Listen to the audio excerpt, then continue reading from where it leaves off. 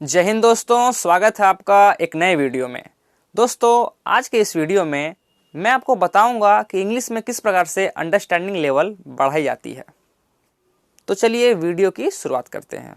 दोस्तों, English most important language है। दुनिया के विभिन्न देशों में इंग्लिश बोली जाती है। इंग्लिश की जो प्रॉब्लम है दोस्तों, ये अधिकतम हिंदी मीडियम के छात्रों में अधिक देखी जाती है। इंग्लिश मीडियम के छात्रों में ये प्रॉब्लम नहीं होती है, क्योंकि वो बचपन से इंग्लिश में पढ़ते आ रहे हैं, इंग्लिश में क्लासेस होती है, तो उतना ज़्यादा प्रॉब्लम नहीं होता। एक हिंदी मीडियम के छात्रों को ले लीजिए तो इनमें अधिक प्रॉब्लम देखी जाती है, क्योंकि ये हिंदी मीडियम से होते हैं, हिंदी ही पढ़ते हैं, इंग्लिश पढ़ने का मौका कम मिलता है, जिस वजह से इनका इंग्लिश वैसे ही वीक होता है। दोस्तों, आज का जो समाज है ये इंग्लिश को बहुत ज़्यादा महत्व देती है। आपने गौर किया होगा। मैं आपको एक एग्जांपल देता हूँ। दो फ्रेंड हैं। पहला फ्रेंड पढ़ने में कमज़ोर है, लेकिन उसको इंग्लिश बहुत अच्छे से आती है, अच्छे से वो समझता है, अच्छे से इंग्लिश बोल भी लेता है। दूसरा फ्रेंड है, पढ़ने में बहुत तेज़ है, लेकिन इंग्लिश समझता कम है, बोल नहीं पाता है। तो आप देखिएगा, जो कम पढ़ा हुआ है उसकी वैल्यू अधिक होगी, जो ज़्यादा पढ़ा हुआ है उसकी वैल्यू कम होगी।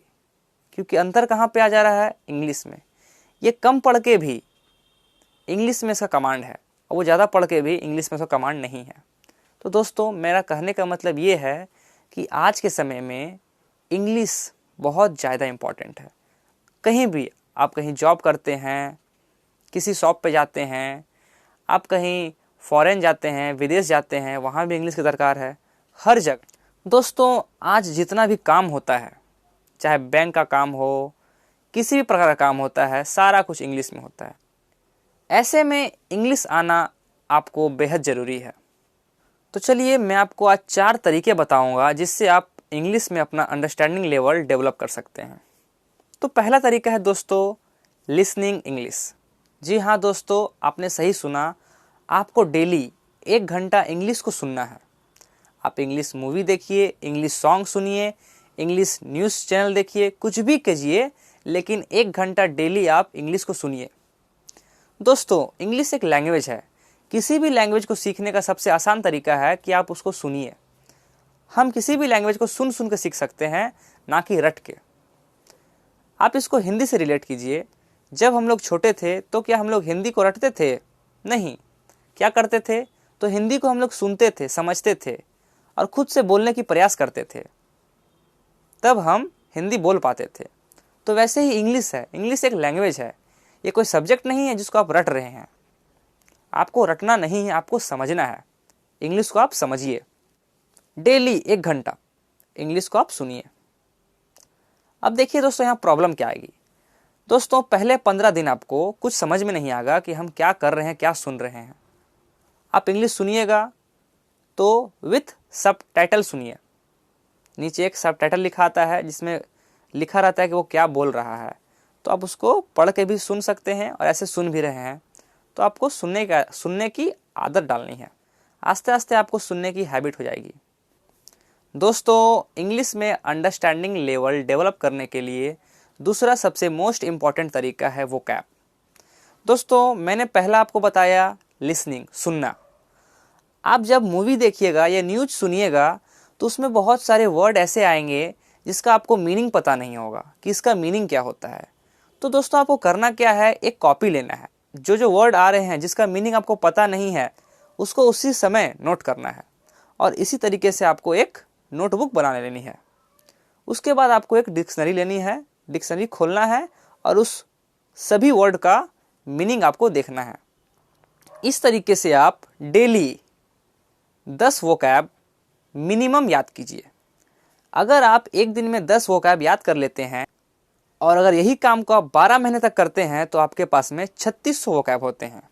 और इसी काम को अगर 3 साल तक आप करते हैं तो आपके पास में लगभग 11,000 वोकैब होते हैं।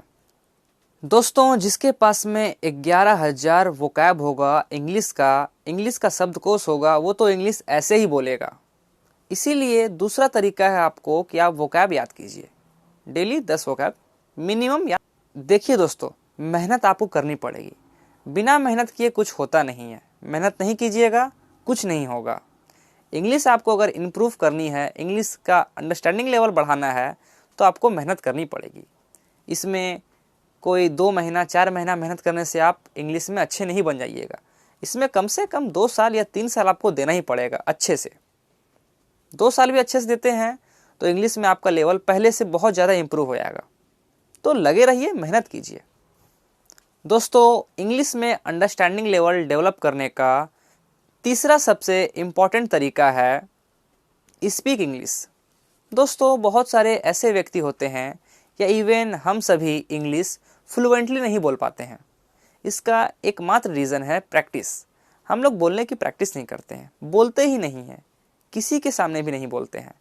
इसीलिए बोलिए, टूटी हो फूटी हो, जैसा इंग्लिश आपको आता है बोलिए, या हिंदी इंग्लिश मिला के बोलिए, लेकिन बोलिए। कुछ भी बोलिए लेकिन बोलिए।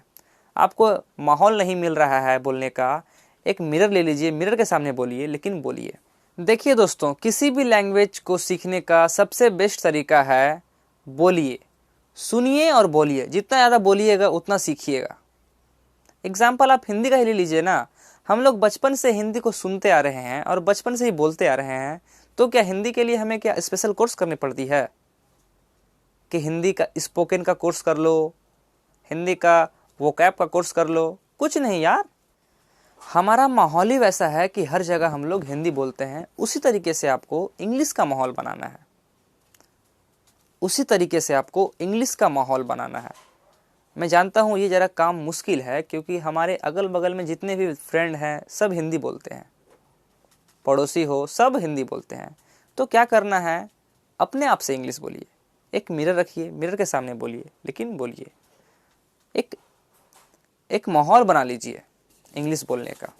दोस्तों, आज के इस वीडियो में मैंने आपको बताया लिसनिंग इंग्लिश, वोकैब, और तीसरा है स्पीक इंग्लिश।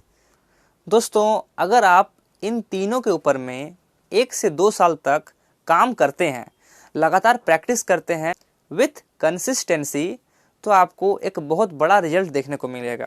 1 घंटे इंग्लिश को सुनिए, 1 घंटे में आप वोकैब याद कीजिए, और बाकी समय जो बचता है आपके पास में उसमें इंग्लिश बोलिए।